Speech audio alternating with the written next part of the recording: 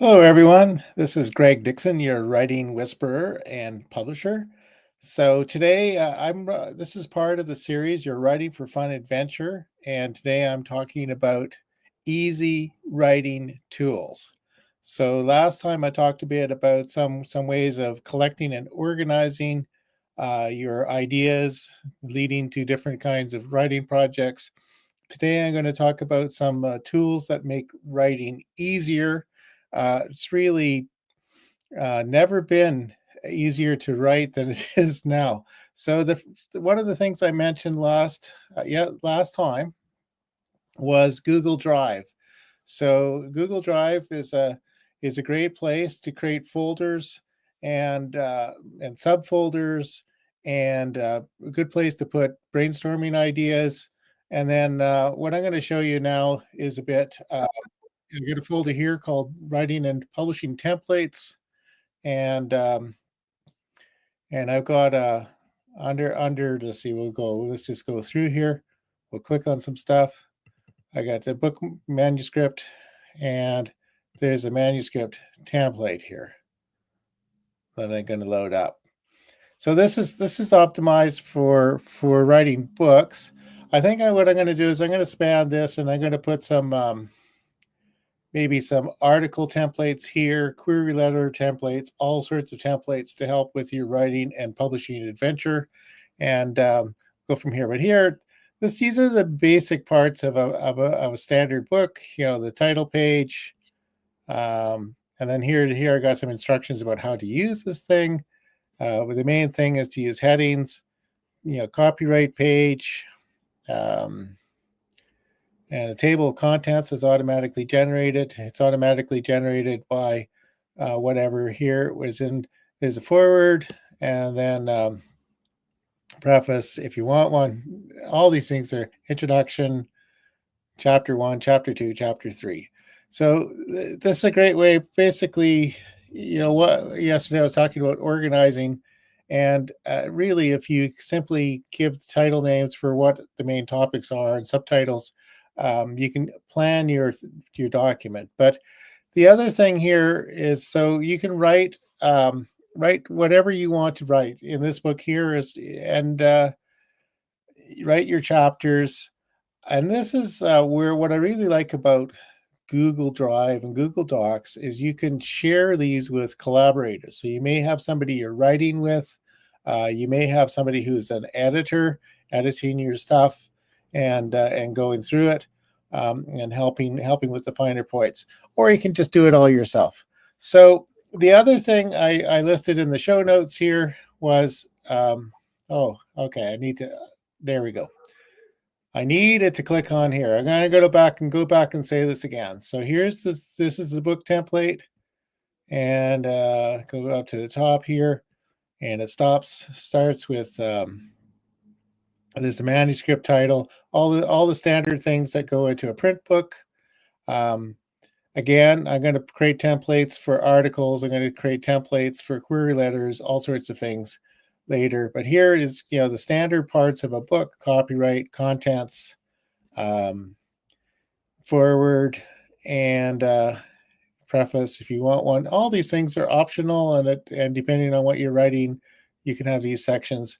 And here, I'm just going to go to chapter 1 and some body text. And the next thing I wanted to talk about is I mentioned early about having an editor to help you with things. So the other writing tool I highly recommend is use Grammarly.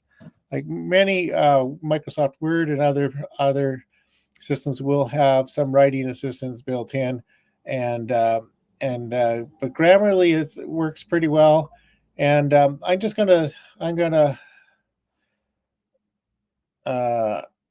gonna just type something here now, and I'm gonna put some deliberate mistakes. How Greg. Now let's see how Greg types with a typo. Whoops, it already corrected it. Like a drunken monkey. Okay, so that's actually truth in advertising. For you to listen to on on on the podcast here, it automatically added the E to types because I'd skipped the E, and then it's underlined let's. There are two things wrong with here. For one, okay, I needed to spell it LET apostrophe S, and I was expecting it to want to put a comma in between the now, but it didn't. So anyway, that's all good. So the paid version, well, okay, I recommend that everybody give the free version of Grammarly a try because it's got a lot of really good advice to help with your typing, help with things. Um, the other thing is if you're more sophisticated writing and somewhat more in the paid version, it will give you more suggestions about how to rephrase, rewrite a paragraph, maybe even a series of paragraphs, and uh, and and that's like having an editor, a copy editor, that who's overlooking, because the majority of things that people make are going to be problems, that that are not that are not major typos, maybe word order, wrong word sometimes, all those kinds of things, and Grammarly will catch those fairly well. The main caveat is that when it recommends rephrasing something, you need to be careful with that and see what is actually recommending. So maybe what it's recommending is a misunderstanding of your intent, and so it may actually corrupt the meaning that you intended. Um, or perhaps it's not quite what you want and you need to rephrase it and rewrite it, but the fact that it flags something as a problem for you to look at it can improve your writing, and just simply go make your writing better and easier over time. um, the other thing I wanted to say is using AI and um, dictation. Right now I'm in the manuscript here inside of Google Docs. um, I don't know that there's an easy way to enable transcription, but on a phone there are tons of apps. Almost every app you can transcribe text into it, and so if you prefer to read what you're doing rather than write it, transcription can work. There's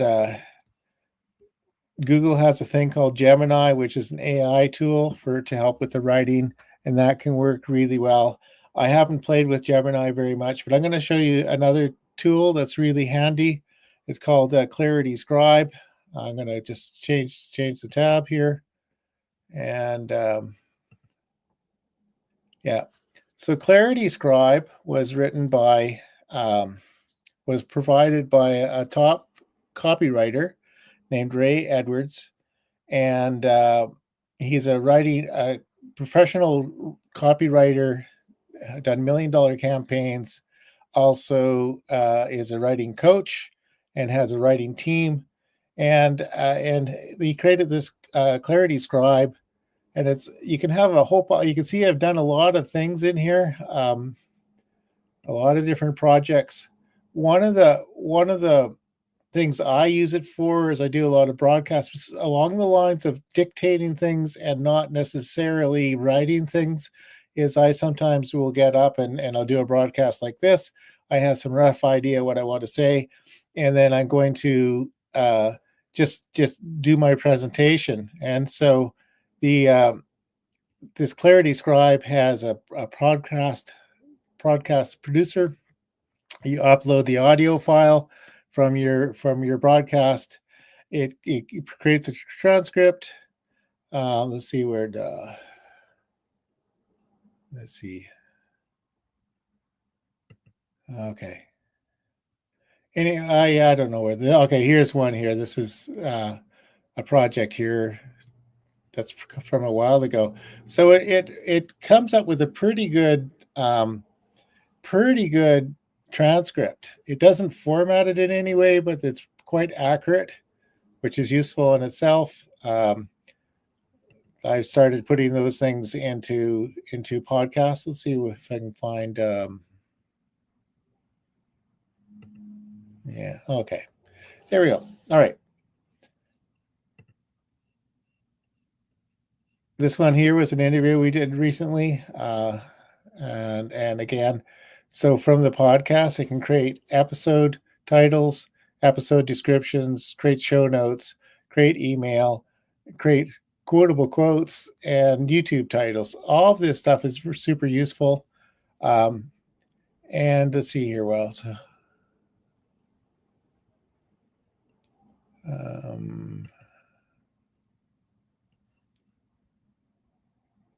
I'm just going to go back. I'm sort of deep in the weeds here. See if I can go back to the top. Whoa, okay, we'll log in. Yeah. Sorry about that.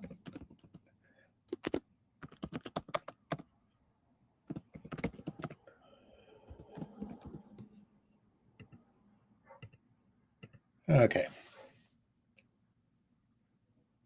So what I want to show you here is this is, I wasn't sure how to get to back here, is you come up to the tools here, and these are just sort of general writing tools.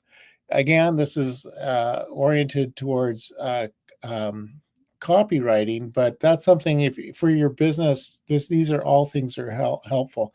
Like if you're doing sort of blogging, if you want to do captions or magic headline writer, email subject lines, magic title formula, bullet writer, power paragraphs, all that kind of thing here. So you put some information in about what you want to create a paragraph for, a power paragraph, and it goes from there. So let's go back here. And again, the wizards, is there's the smart audience wizard. I think that asks you a bunch of questions about your skill, your service, what you're offering, and it'll come up with some descriptions for that. And then subject lines again. Okay, back to the wizard. There's a YouTube title amplifier. And here, this is, I haven't tried this, but I'm going to try this instant sales page wizard. Let's see again. Okay, that's really good to see your name and the product and your ideal customer and biggest problem to see. This is actually a pretty handy thing. And I'm going to go explore with this some more. Let's see, it's back to the wizards. Masterclass script wizards. So, yeah. Okay. All this stuff could help a lot. But I do feel like I'm, let's go back out of here.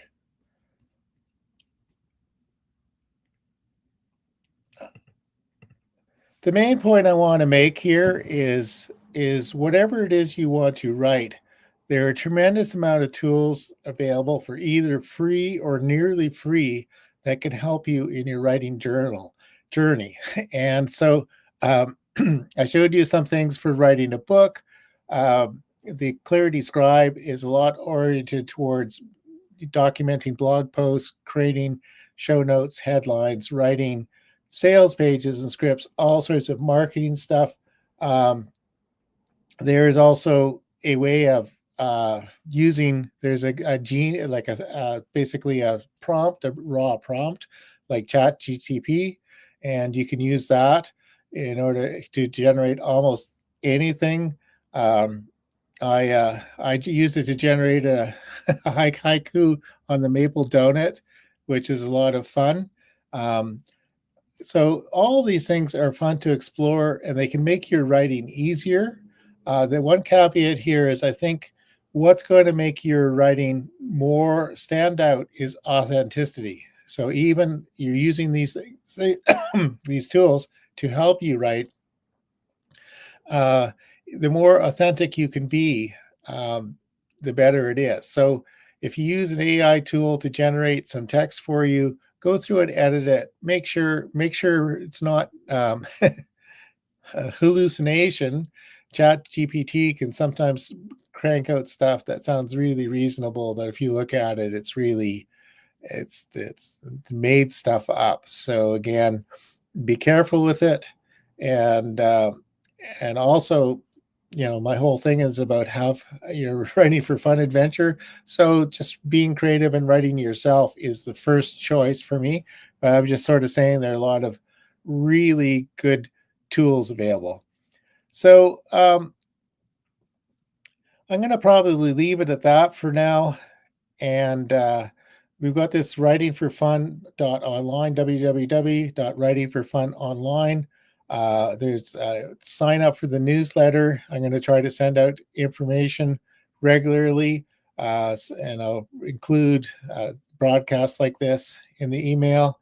Also, I am working on a membership portal for Writing for Fun, which will include some of the templates I showed you, the transcripts and video and articles related to these broadcasts.